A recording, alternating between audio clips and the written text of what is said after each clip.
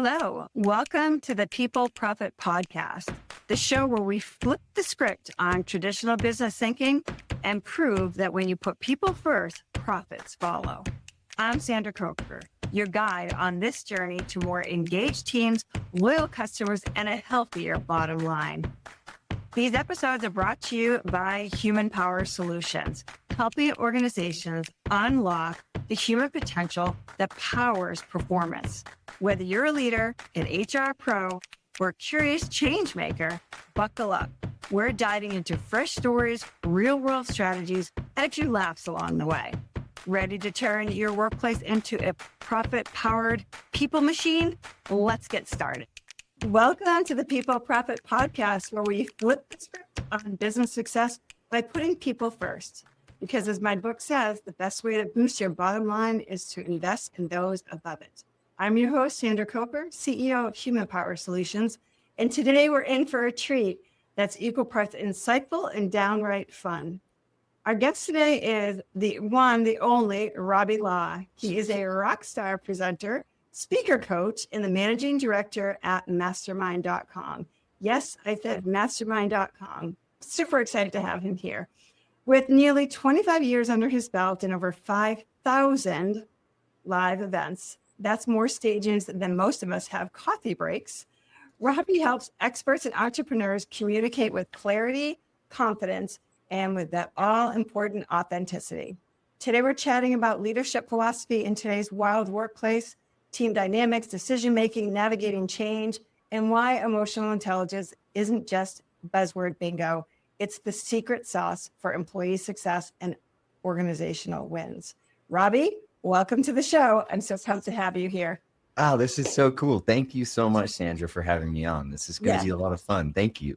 Yeah, thank you. So you and I met last November, maybe, when I joined Mastermind. I joined a year ago. Yeah. And at first I met Robbie, I was like, oh, this is a little scary. But as we... but over the last year, I've gotten to know him, and I'm just super excited to share his story and his wisdom with all of you out there. So I'd love for you to kind of start at the beginning, or should I say the baseball field. You mentioned learning leadership from your dad during all your baseball games. Can you walk us through that? And how did all those on-field lessons shape your approach to leading teams today? Oh, man, thank you. I love thinking back to my childhood and thinking about baseball because I was just one of the other guys. I was just a player on the field, but I came from, baseball elite. My grandfather won a Cy Young Award in 1960. And so that kind of shaped my belief that I could go out and conquer the whole world because my grandpa sure did. And so, we had kind of wore that as a badge of honor for the moment I woke up in life. And so my dad, really instilled just principles that helped create advancement and growth.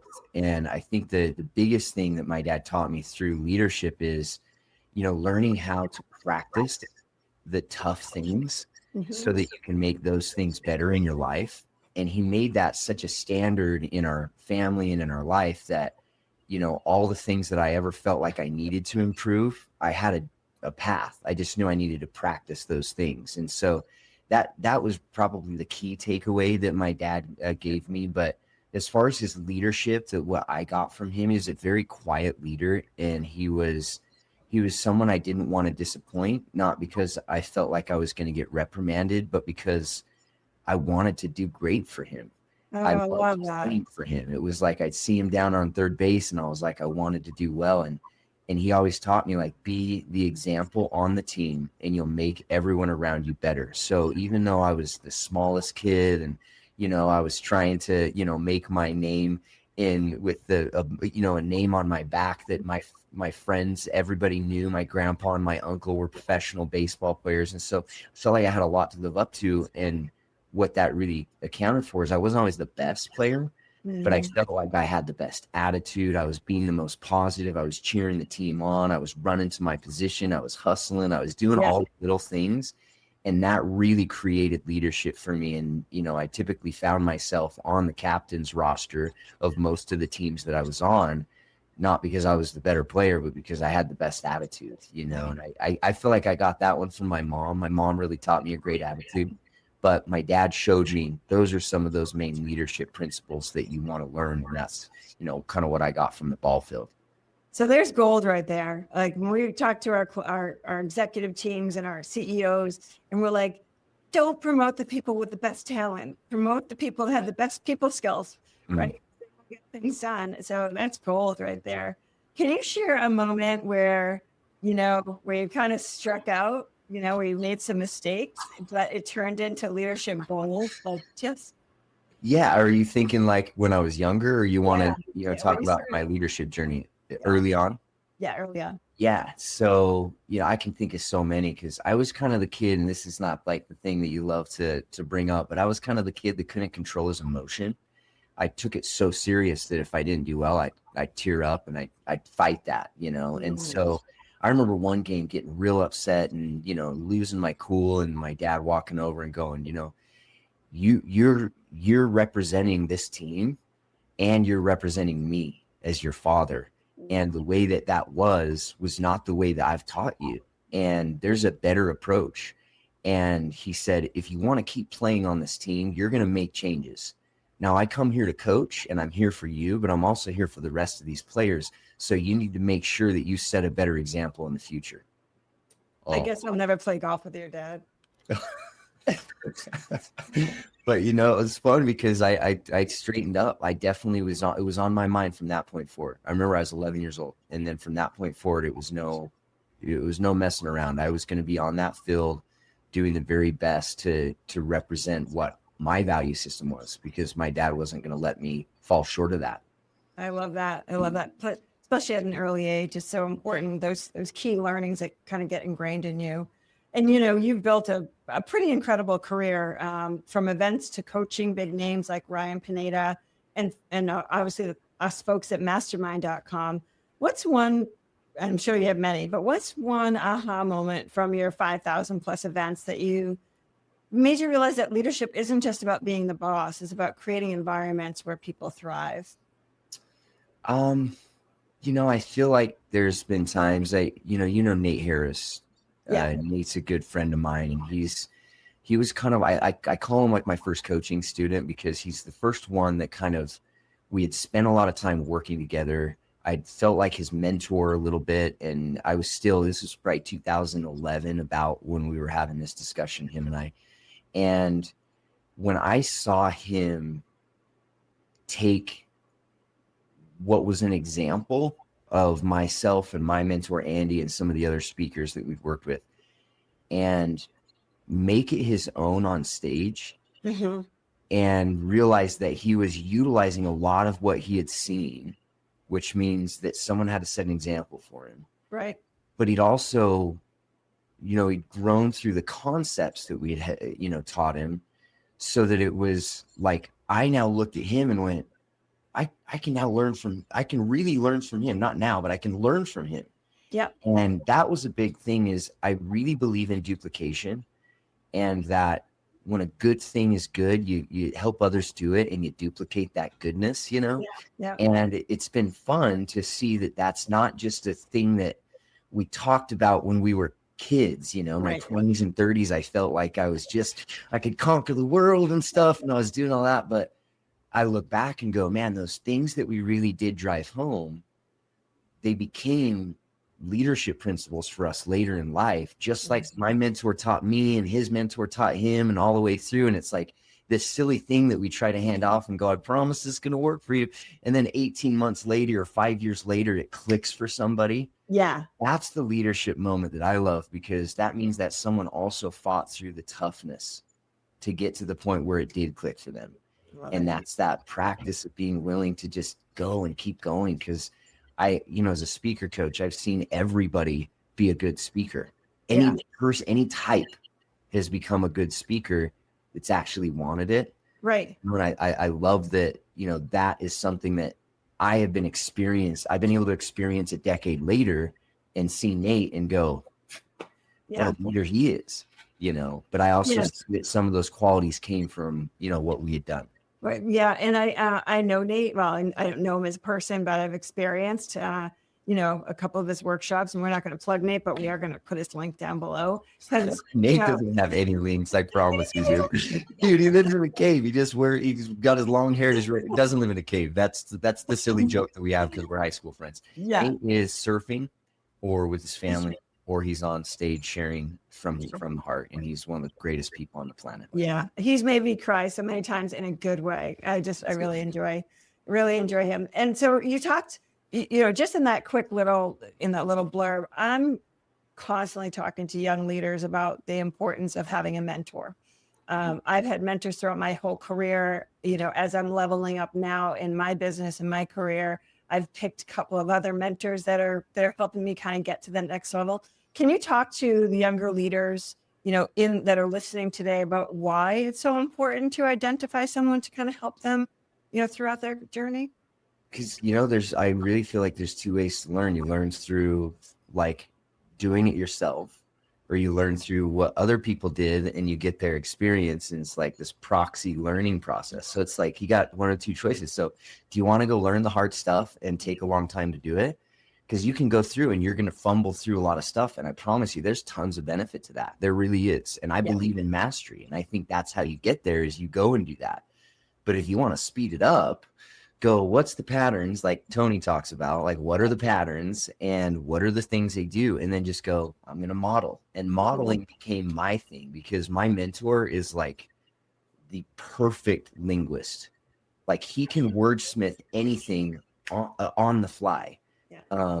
His name's Andy Tanner, and Andy is just like so good at wordsmithing anything.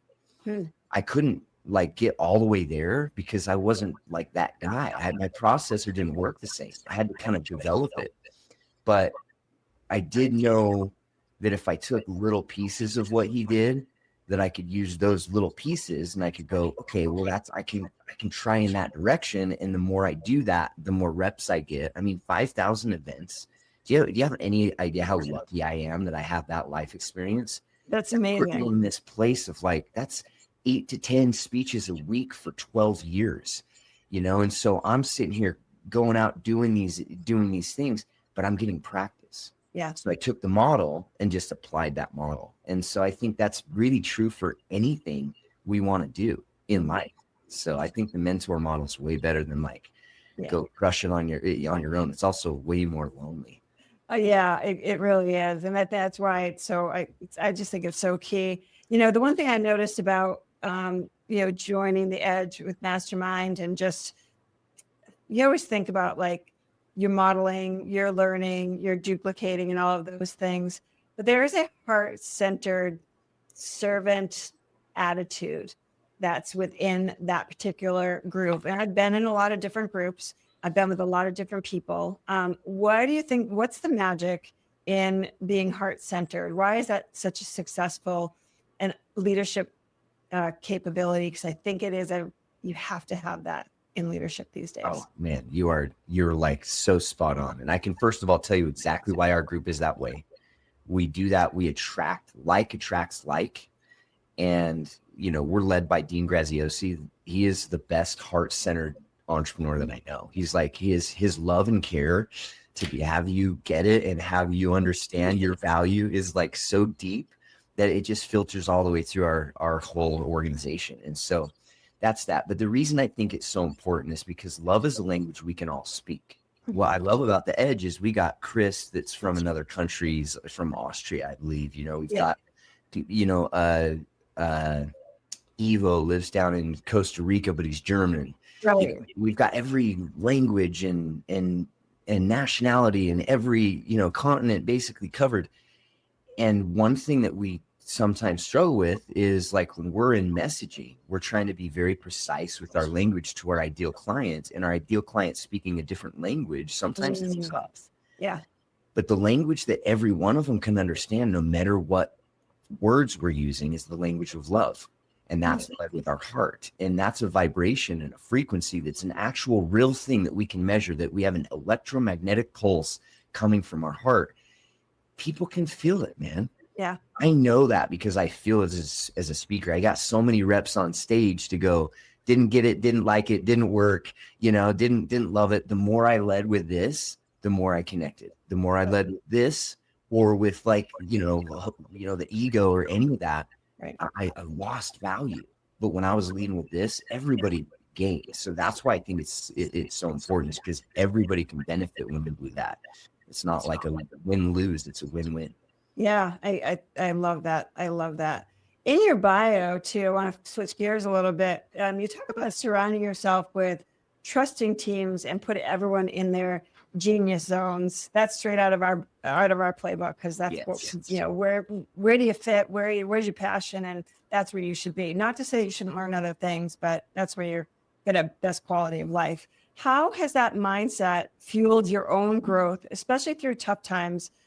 Like you said, like navigating addiction or family challenges, feel free to, share what you're comfortable with, but, Well, I've got to work with so many people, in speaking, you've got your event staff that you get to work with.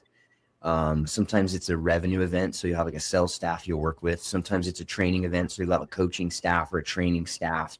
Sometimes it's an event where you'll have a speaker roster where you get a bunch of other speakers that you get to work with. But there's always a bunch of different people around you. You're never like single. And so you have to get good at creating relationships quickly. And The Science of Likeability is my favorite book for this, because it's like an 1.5 YouTube link. You go watch it. It's so good. But it talks about becoming friends by starting as friends, and like assuming friendship already. Okay. And I do that, and I go into each relationship going, we're going to be great, this is going to work well. I don't go in wondering, I hope it's like, I go in with that attitude, because I had to work with so many new people, and I had to then communicate with so many people. I'd go to a new hotel every single day. Right. New ballroom staff, new audio visual group, new engineer for the AC, new front desk to work with, new, banquet manager, like all of that stuff. And so it was creating good relationships, and then showing the people around you that you were willing to do that level of intensity towards those relationships so that they did too. Because what I found is, if I led by example, in the room, and I worked with the people correctly, then my team would start doing that, and then I would be able to exit the responsibility. So I learned duplication through example, to like, I'll go do the hard thing, I'll go lift that thing, I'll carry the boxes, I'll set the signs up, I'll take the trash out, I'll make sure the seats are straight, I'll make sure that the registration table is manned and I'm helping. I'll do everything. But I'm doing it now to show you how to do it well, because every one of those jobs, I knew I could do the very best. But I knew I wasn't the best in every seat on the bus, because if I did that, my life's set.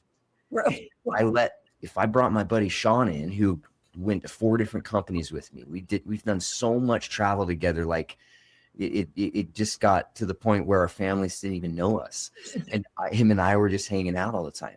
But I trusted him to just follow through, and we just created good systems all the time, because found that if we wanted to do this thing and enjoy ourselves, there were 3 things we had to do. We had to create good processes, we had to use technology to make it easy, and we had to have the right people there. And if we had the right people there, the technology and processes would eventually get figured out. But the people, and showing that example and having that there, that's what created all of it. So I constantly try and surround myself with people that I know are going to do the job well, and they'll do it self-driven. And as long as you give them the right opportunity with training and onboarding them, they'll go. And it's almost like an entrepreneur's mindset, trying to drive of like, you got to go. And when you do that and you find good people, I have one right now that I work with. Her name is Mars. Best operator I've ever had in 25 years. She's just like, nail every single thing. And you give her a task, and she's going to go crush that thing. And there's so much trust there that I can just pass it off and good to go. But it's all about the trust level you have, because when that trust is fragmented, it just takes longer, and people have to step into things they don't want to be doing. And So, as a leader, the first thing I do when I sit down with people is I say, what are the things you don't like to do about your job? Tell me all of them. I want to know every one of them, and then write them all out. Yeah. And let's figure out how we can one by one eliminate them, fix them, put them into a better system or operation. We should enjoy what we do. Mm-hmm. That doesn't mean we get to shirk off the work. Right. Let's just learn how to, program that work, to really do well. Yeah. So my producer's here and he hates working on ClickUp. So we worked on it so that he's laughing right now. Yeah, there's certain things, right? But we worked it out so that, he's one of his coworkers is helping him out, which is good. Yeah. So keeping him in his zone of genius, which I think is super important.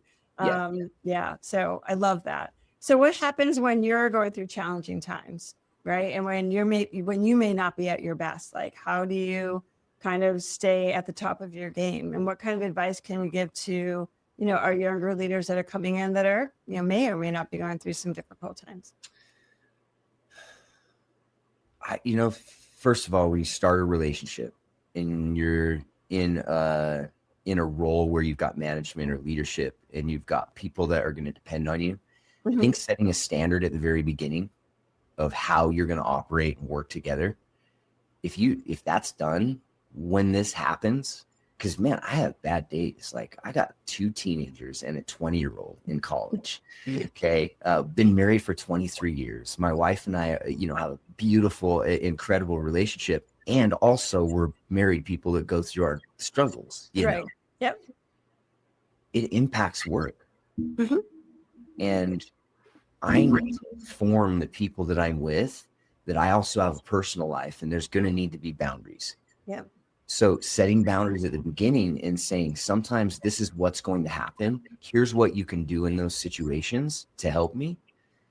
That shows authenticity, but it doesn't put you in a position of pain and I'm not going to do something about it. It's saying, here's how you can be proactive to help me because I'm going to need help. And then in the future, when you're in that state and you're not doing that, how can we work together and get an idea from them on how, what helps them in those situations?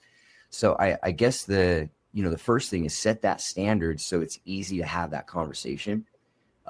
Set the boundaries so that there's an opportunity to talk about things that are work related and personal related at separate times.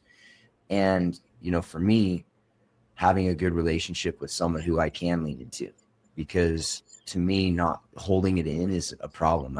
You mentioned addiction because I put that in my thing. I had an opiate addiction for 6 years.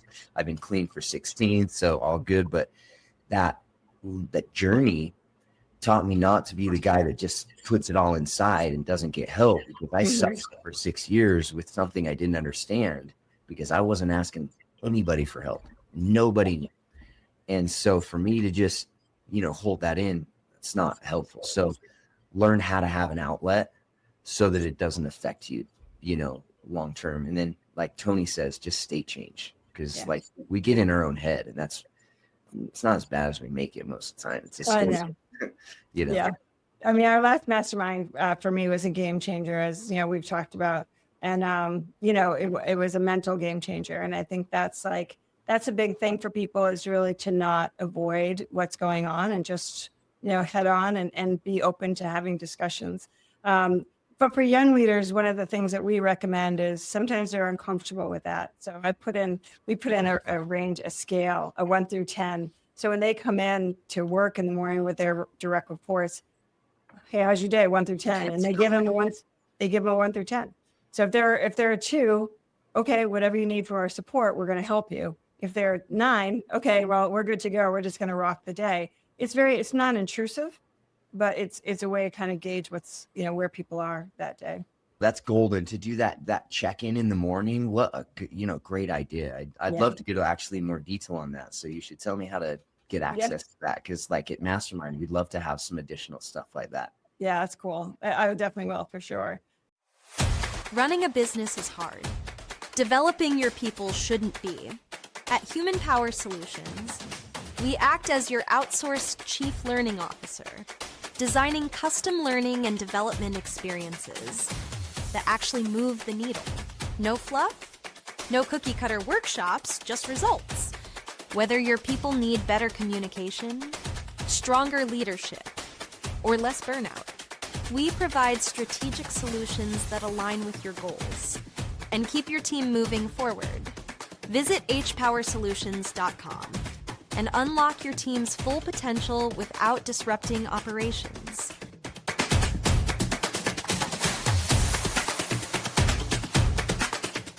So you built teams for most of your 25 years in events. Often folks you worked with before because you know how they'll be. I love that in the intake form that you gave to me. What's your secret sauce for spotting great talent? And what are the red flags that say, I'm running away from this person? You know, I love examples. So if you don't mind, I'll just I'll love it. I'm just going to go with Mars because when I came to Mastermind, it was kind of like this creation that I had with my assistant where I was like, I want to work with Tony Robbins. And like a week later, my buddy's like, hey, you need to take this call, and then, suddenly it was just so serendipitous. It was really cool. So I go to Tampa and it's the first event I'm doing with them. And this girl with, this purple, thing in her hair comes walking in, this dye, and Puerto Rican. And she comes in and we start talking and she just had this energy. Like, I'm here to serve.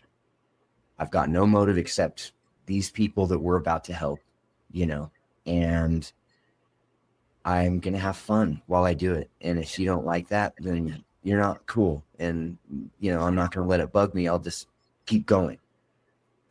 And her ability to just be made me go, I literally was like, I'm going to work with her forever. Yeah. I can tell. And then she's made me start dancing in the ballroom, which was not my thing. And she started pumping up music because we get, much more lively at the master, with Tony Robbins and Dean Graziosi crowd. So we're dancing and doing stuff. So she did that. She just kind of opened me up, but it was easy to identify her as someone that was going to be great. I didn't know what her skills were yet at all. It was her attitude. Love and it. her coachability. And it was like, hey, can you try this? Can you try this? And it's like, okay. And her respect, she has a military background, but she's also got 3 degrees. She's just got a lot of skills I had no idea about. And, it's been so easy to work with her because there's so much trust there because she recognized that I saw her and she's just now doing what she does. So when I mentioned being it, I have, people like Wesley Gu. I don't know if you know Wesley, but Wesley's another speaker coach and trainer. And I've, worked for Tony, years and years ago. I call him in when I need high level help with the heart and, that can weave in with the mind. But we've worked together for a decade and I go down the list of people I've just gone, hey, let's go, we'll do this again, different flavor. And it's always people that they're self-motivated. They have the energy and attitude of like, hey, let's get it done and problem solve instead of worry about the issues. They think proactively. It's like the 7 habits stuff, throw that in there. It's like, that's how you identify talent. And then the way you keep them happy is also important. Right. You reward them, you recognize them, you help them feel like their value is seen, and find their love language, and you make sure you give them that as well, so that they feel the love from the organization and for all the things they do. And that's how you keep great people around. And that's why I've got people that I've worked with for 20 years that I could call right now and say, let's do this. And they will drop everything not drop everything, but they'll say, yes, Robbie, let's go hang out. Yeah. So, I got a track record of just having help at the center of what I want to do. So would you say, have you heard of the trust scale? I don't think so. So it's another 1 through 10, right? So the trust scale is 1, you don't trust anybody and it takes them a long time to earn your trust. And 10, you're like, I'll trust you, but if you screw me, you're dead to me. Like, all right. So I'm a 9. Like, I trust people right away, but if anything happens, you're out of my life for good. Yeah. Where do you fall in that? Because you work with a lot of people and you've got to put your reputation and, your brand in with other people. So where do you fall on the trust scale and how do people build trust with you? I would say this is a hard one for me to answer because I'm different than I think most. And I think the reason I'm different is tough, just because I learned through so many mistakes that people can change. Okay. And as much as I want to take that, you burn me once, that's it mentality. I've made enough mistakes in my life to say that I made the same mistake often and didn't learn from it for many years as an addict, and that puts you into other things later. Because when you unravel addiction and you try to make sense of that and you find gratitude for actually going through the experience, you gain a level of compassion for others that's almost dangerous. Because it's very easy to get taken advantage of with your trust, because I literally will give people so many chances to be able to prove themselves, and I don't do it recklessly. I do it with measurement. Yep. And accountability, and a desire for improvement. But I think the trust part, if you burn me with like how you are as a person, your integrity, that's different, I think, than if you burn my trust because you didn't get it done, because you weren't ready yet, didn't have the skill yet, didn't have the wisdom or experience. I find a lot of compassion in those instances.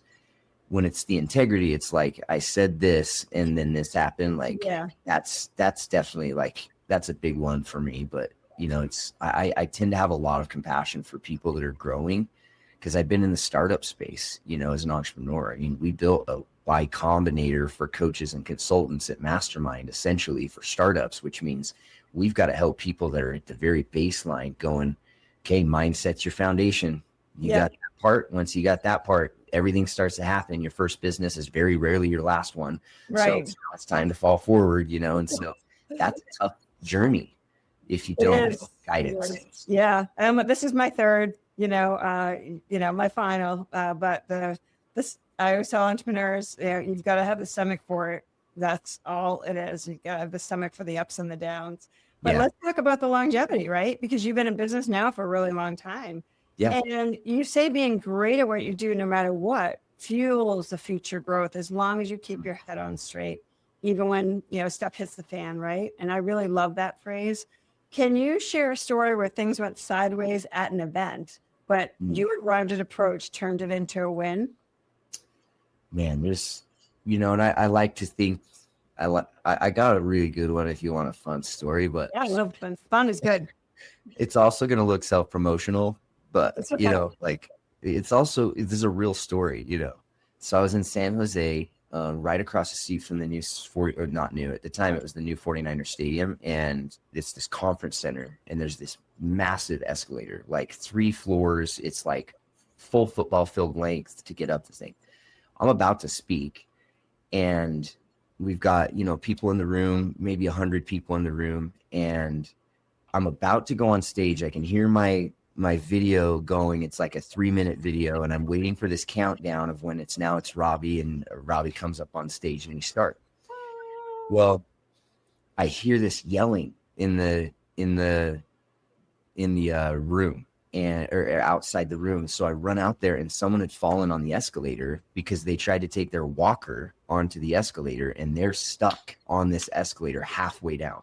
Oh my God. And I'm standing there next to my team, and I'm like, got one choice. I can run down the escalator, or I've got to run all the way down the stairs and jump over. And I'm like, I'm just going to go. So I'm wearing a 3-piece suit, and I go run it down this escalator, and I get down there, and there's this older gentleman, and I kind of lift him up and prop him forward, and we get him up to the top. And, he had just been kind of tumbling on his thing. So he was beat up, and we take him up to the top, and we roll over, and he's like, thank you. And, I hear my music ending, and I come in, and I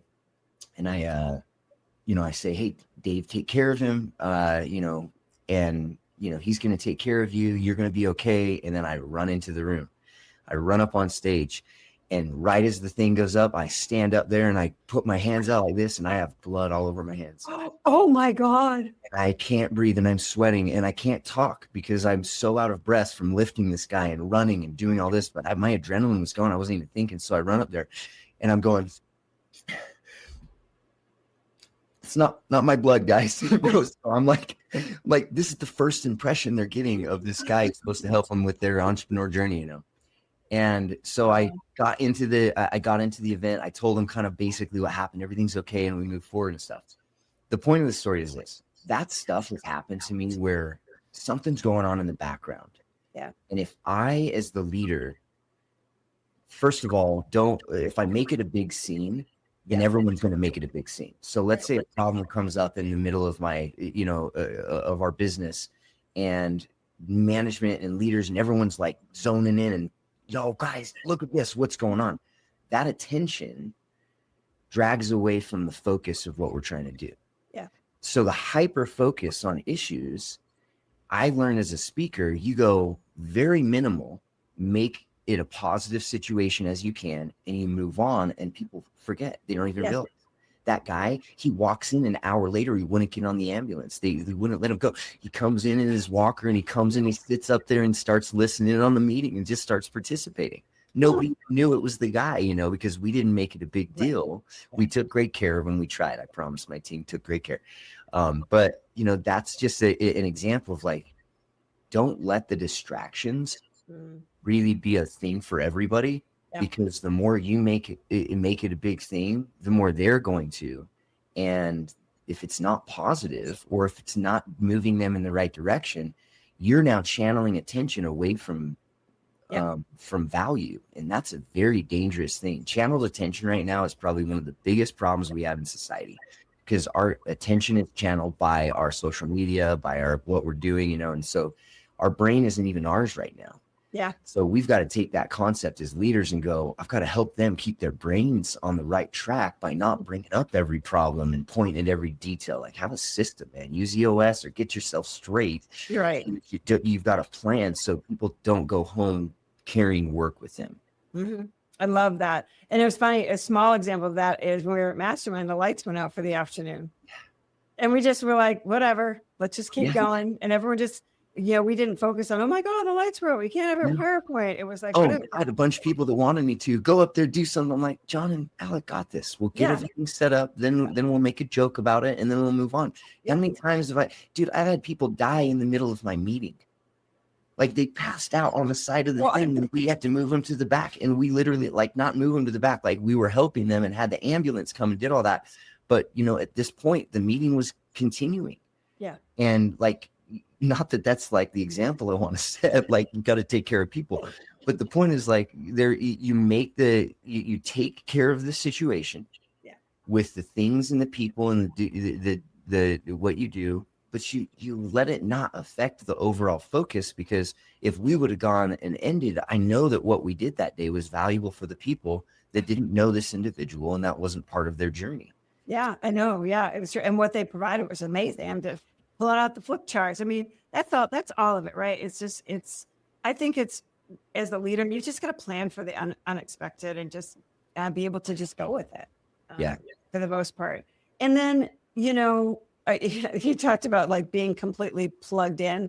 Over the last 3 weeks, I've gone digital free from 7 p.m. to bedtime.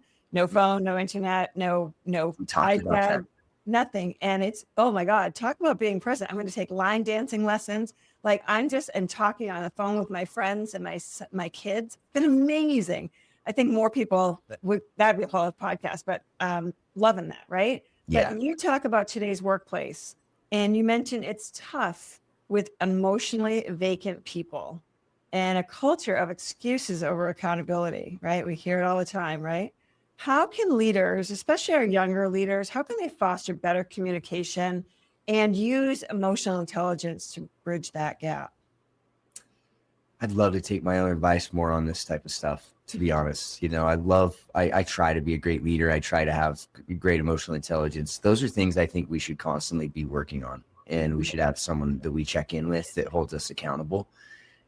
I would say I feel like the next generation still, because I'm 45, but I don't think I've ever taken off that like intensity. You know, I still feel like that next generation of leaders, I feel like I'm going to be going for a long time. So, you know, I'm positioning myself in places where I can be part of that future leadership conversation, because I want to inspire people to see how much we have control. Yeah. How much we get to control the experience we have in life and the reality we have inside our brain, and what story is being told, and what movie is constantly running that plays our day out, because we wake up, we go to sleep. But that in between, that's something we have way more control than we let ourselves on. And the more I work around great people, the more I realize they get that. Yeah. They get that the mindset that I have and the way that I process things and the patterns of my communication and the things that I, you know, if I'm triggered, you know, what my triggers are, if I'm, you know, if trauma is leading me and how I've discovered that trauma, if I've tried to uproot it, like that type of work. Yeah. It's becoming what it's becoming more mainstream, which I love. I feel like that has been, you know, on the sidelines is like woo woo almost. Right. And I think people are realizing like personal accountability to my own emotional intelligence and my own leadership to those that I have direct influence on. That's something we always should be working on. What book do you have at all times that you are reading about that? What podcast are you listening to? What step do you take during the day to measure yourself, like you're talking about in the morning, to do that? Like, I know personally, if I am not writing in my gratitude journal, my brain is on business 100% of the day. Interesting. That's what I know. I can go look. When did I not write? Oh, you were just focused on business because you didn't take 15 minutes to write down the things and people and, you know, that you're grateful for. Well, I'm not living in gratitude when I'm buzzing on work all day. Right. Yeah. And that's, I think we all tend to kind of do that because we're all, you know, so many of us are just drivers. We're just driving. And I love the fact that you've got the gratitude journal. I think journaling is such a big thing.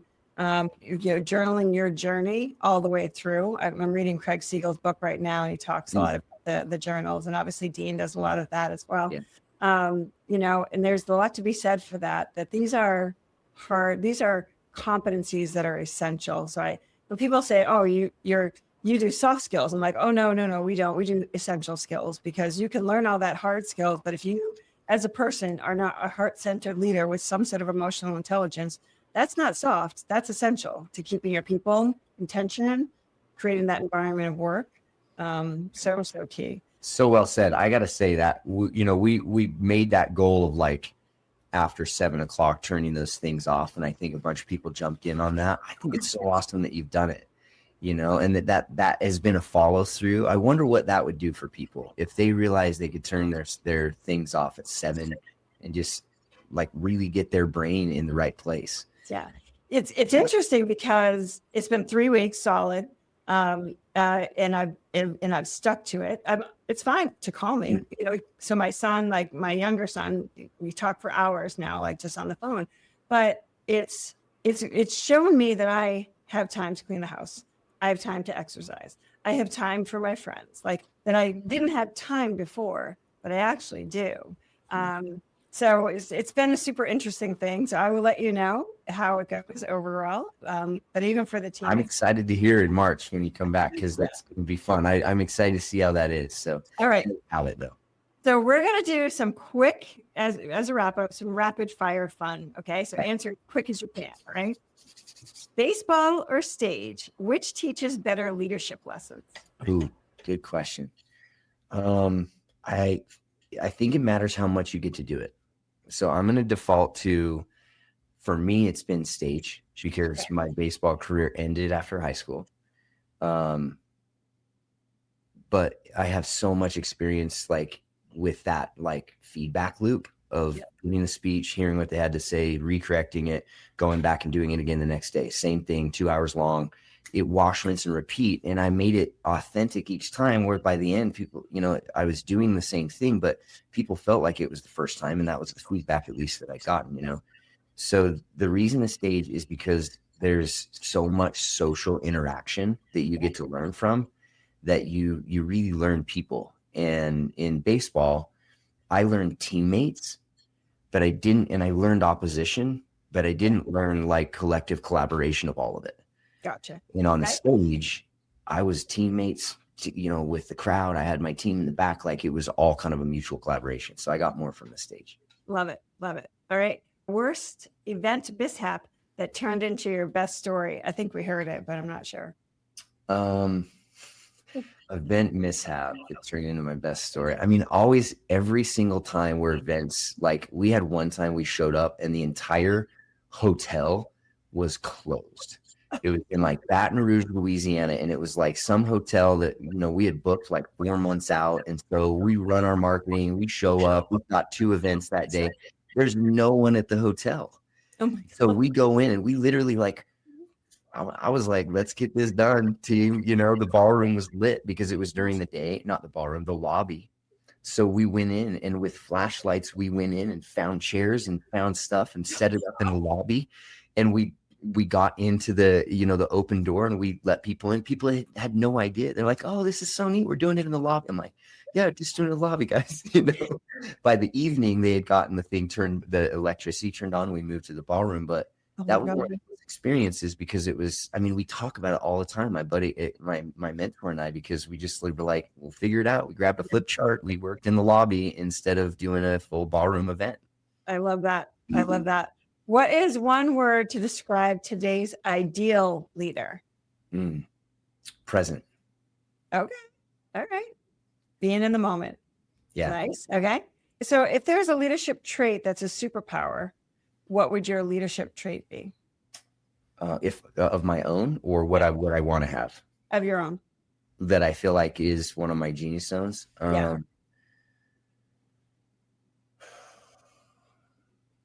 I would say vision. I have an uncanny way of seeing what will happen in the future, because I've had so many experiences that I can kind of gauge pretty well what's going to happen. And so I get a lot of that from people, like, man, that worked exactly like you said. Like, when working with a coaching student, and I'm like, just say it this way, raise your hand at this speed, stand at this point, like, it's not that robotic, our coaching. But when I get to a point where I'm like, just hear me out on this, I can see the crowd, I can see the response. As long as I know the audience and I know the presenter, I can kind of have a pretty good, decent idea of how things are going to land for them. I love it. If there's one book or tool besides People Profit, of course, what is one book or tool that every leader needs? One book or tool that every leader needs. I would say, for me, if I were to give a leader a book and say, go figure out leadership, I'd probably start with the 4 Agreements. I love that. Not really a leadership book, but it's like, you get these agreements right. Yeah. Then suddenly you don't need a big structure to tell you what to do and have rules and responsibilities. You literally just take action based on a value system that you accept. And when people behave that way, man, it's fun when people's value system is so easy that they're just good all the time. I have people like that all around me that, like, they will excel at everything they ever do. And when they fail, they turn it into some magical thing. I love that. That's one of my favorite books. Absolutely. So, wrapping this up just real quickly, what's one actual takeaway that you'd like to give to our listeners? Gratitude is a feeling that we can produce by just saying, I am grateful. And it's similar to the love chemical. And so when we get that rushing through our body, we have a different experience. And I found, even in the hardest times in my life, if I could find gratitude, that I could still stimulate the feeling of that made my experience better. So live with gratitude as a speaker. Start with that. Start with walking out and going, I cannot believe I get this opportunity to have people listen to me. I love that. Find that much gratitude. Everything's going to go well from there. Amazing. Amazing. Robbie, this has just been an absolute blast, full of wisdom. Love your stories. I have this visual of the escalator story now. We've had a few laughs along the way. Thank you so much for sharing your journey and being open with our audience, because I think that's really important. A lot of people see people like yourself that super successful and think, well, that was easy for them. And I love when people are just share that the journey isn't always easy. Loved your tips on leading with clarity, confidence, and just your heart you're so heart-centered. So if our listeners are fired up and they want to learn more about you, where can they contact you? You can follow me on social media. I kind of made a promise to myself that I would at least start putting some of my old stuff out, because I haven't really been active for a few years. But social media, The Robbie Law. And it's pretty much, my LinkedIn, my Facebook, my YouTube, my Instagram, all that. It's The Robbie Law, ROBBIE. Love it. We'll make sure we put the link down below as well. So thank you so much for being on our show today. Really appreciate it. For sure. Thank you. I always appreciate it, Dr. Coker. If today's chat resonated, dive deeper with my book, People Profit, and also to head over to human.Solutions.com for more talent acquisition and employee development. Thank you for tuning into the People Profit podcast. Remember, great leaders don't just build teams, they build fun, thriving cultures. And so if you liked and enjoyed this episode, please like, subscribe, and share so other people can experience the wisdom of people like Dr. Robbie Law. Just kidding. Until next time, keep investing in your people. Thanks, everyone. Now, I want to say one thing before you hit end the recording. You can stitch this in if you like, okay? Yeah. I want to say thank you for the value that you bring. The value of a mastermind is the people. And I'm so grateful that you're there. So thank you for all the value that you bring. Every time you open your mouth, raise your hand, press forward, we feel challenged because we want to provide the greatest experience for you. And we feel value when you participate. So thank you. Oh, thank you very much. I appreciate that. Awesome. Sure.